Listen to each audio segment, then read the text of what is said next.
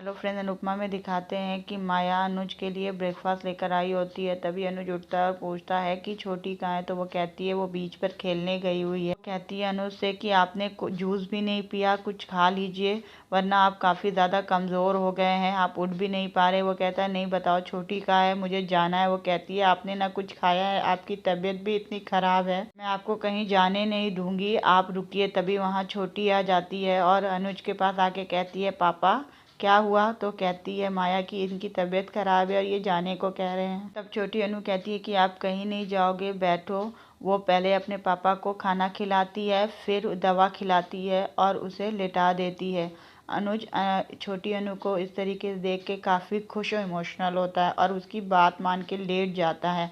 तभी अनुज को नींद आ जाती है। माया उसके पास आती है, उसे सोता देख कर उसके सर पे हाथ रख के उसका बुखार चेक करती है और नीचे बैठकर उसके सामने देखती है उसे और बड़े प्यार से और कहती है कि मैंने कुछ नहीं किया, ये दोनों तुम दोनों के बीच में अपनी दूरियां आई हैं।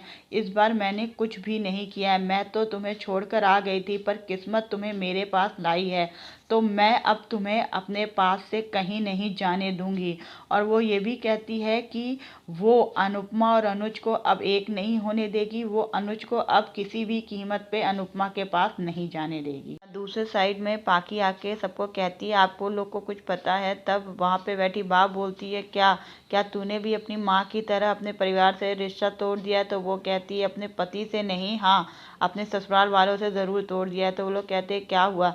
तो वो बताती है कि किस तरीके से बरखा ने जैसे ही अनुज अनुपमा घर से गए उसने अनुपमा की सारी चीज़ें यानी कि उसकी केबिन उसकी जगह को हड़पने के लिए ऑफिस में फ़ोन किस तरीके से किया और सारा कैसे होल्ड करना चाहती है ऑफिस को, ये बात ये सबको बताती है। तब वहाँ पे कड़ी काव्या है, वो कहती है कि ये लोग कितने सेल्फिश लोग हैं। तभी वहाँ पे समर वगैरह सब कहने लगते हैं कि ये तो बहुत गलत बात है। तभी किंजल कहती है पर ऑफिस को तो बंद नहीं किया जा सकता है ना।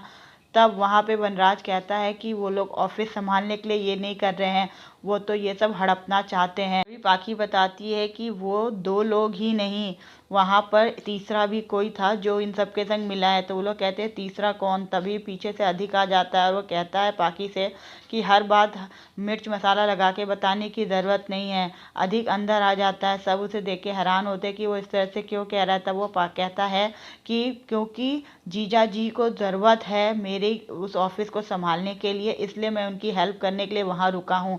और वो कहता है कि अनुज ने जाने से पहले अनुपमा के और उनके जीजा के नाम यानी कि अंकुश के नाम सारी प्रॉपर्टी की है। इस वजह से वहाँ पे अभी अनुपमा नहीं है, तो उसकी जगह अधिक को संभालना पड़ रहा है ऑफिस को। ये बात सुन के तब वहाँ पे पाकी कहती है कि ये संभालने की बात नहीं है, कहती है ये सब सिर्फ हड़पने की बात है। तब वो कहता है तुम्हें जो सोचना है सोचो और वो वहाँ से चला जाता है। तभी यहाँ पे बाल लोग कहते हैं कि पता नहीं अनुपमा कहाँ होगी। तो वहीं पर तभी अनुपमा की माँ की एंट्री होती है और वो कहती है अनुपमा कहीं नहीं भटक रही है, वो अपनी माँ के पास है। उसे देख के सब चौंक जाते हैं और सब कहते हैं कि अनुपमा कैसी है। वो कहती है अनुपमा ठीक है। और वो आती है और सब पे बरस पड़ती है। वो कहती है तुम लोग की वजह से मेरी बेटी का घर टूटा है।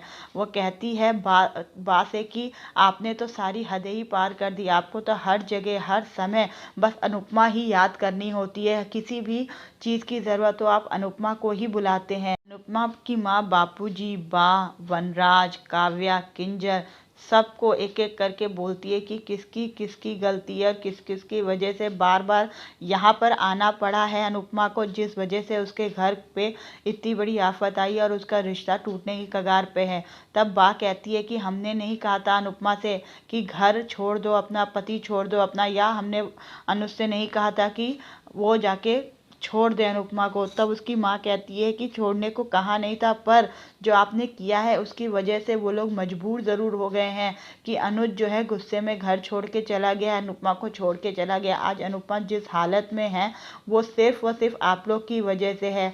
पहले वनराज की गलतियों की वजह से घर टूटा था, पर अब बा और इस घर वालों की वजह से अनुपमा का घर टूटा है। अनुपमा की माँ काफ़ी ज़्यादा नाराज़ थी और वो सब पे बहुत ज़्यादा बरस पड़ती है। ये सुन के सब कहीं ना कहीं इस बात को समझ भी रहे हैं और जानते भी हैं कि हाँ, कहीं ना कहीं उन लोग की गलती है। तो पर वहाँ पे तोशु कहता है कि नानी, पापा लेने गए थे मम्मी को, पर मम्मी नहीं आई यहाँ पर। तो वो कहती है क्यों आती इस घर में वापस से, ये जानते हुए कि इस घर की वजह से उसका रिश्ता टूटा है, तो वो इस घर में कैसे आएगी। काफ़ी ज़्यादा अनुपमा की माँ गुस्सा है, वो बहुत कुछ सुना के जाती है। फिर वो कहती है अब आप लोग ने अनुपमा की कदर तो की नहीं, पर अब हाँ, उसके बिना जीने की आदत डाल लीजिए, क्योंकि अनुपमा यहाँ नहीं आएगी। उसके बाद उसकी अनुपमा की माँ वहाँ से चली जाती है। दूसरे साइड अनुज सो रहा होता है, तो उसे ऐसा एहसास होता है कि अनुपमा आई है। वो अनुपमा को देख के काफ़ी खुश हो जाता है, उसके गले लग जाता है और उसे कहता है कि वो उसे कभी छोड़ के न जाए। वो कहता है कि वो चाहे अनुज उससे कितना भी गुस्सा हो, वो उसे छोड़ के क्यों न, पर अनुपमा उसे कभी ना छोड़े। वो अनुपमा से ये वादा लेता है। अनुपमा कहती है कि नहीं, वो अनुज को कभी नहीं छोड़ेगी और कभी उस पर नाराज़ भी नहीं होगी। उसके बाद अनुज जो है अनुपमा की गोद में सर रख के सो जाता है। इतनी देर में अनुज की आंखें खुलती है। वो मुस्कुराते हुए अपनी आंखें खोलता है, क्योंकि तो उसे ये एहसास है कि अनुपमा उसके पास है। जब उसकी आंखें खुलती है तो उसे अनुपमा नहीं दिखती है। वो देखता है कि खड़ी होती है, छोटी उसके पास आती है और पूछती है पापा आपकी तबीयत ठीक तो है।